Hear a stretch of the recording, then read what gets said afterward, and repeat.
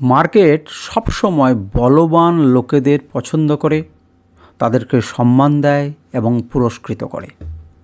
যদি আপনি একটু আলাদাভাবে নিভৃতে ইন্টারডে চার্টটাকে একটু লক্ষ্য করেন, তাহলে পরিষ্কার বুঝতে পারবেন। যদি তার মুভগুলোকে বোঝার চেষ্টা করেন যে কেন এরকম এরকম মুভ হলো, তাহলে বুঝতে পারবেন যেখানে বলবান মানসিকতার না হলে সেখানে কিন্তু টেকা যায় না।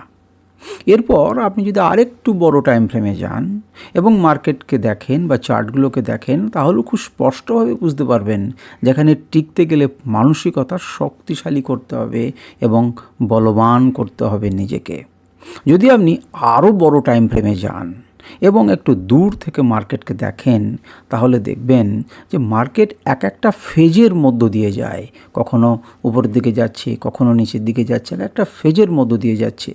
এবং এই যে ফেজের মধ্য দিয়ে যাওয়ার সময় সে বালকদের, আবার কথাটা রিপিট করছি, কথাটা মন দিয়ে শুনুন, বালকদের পুরুষদের থেকে আলাদা করে দেয়।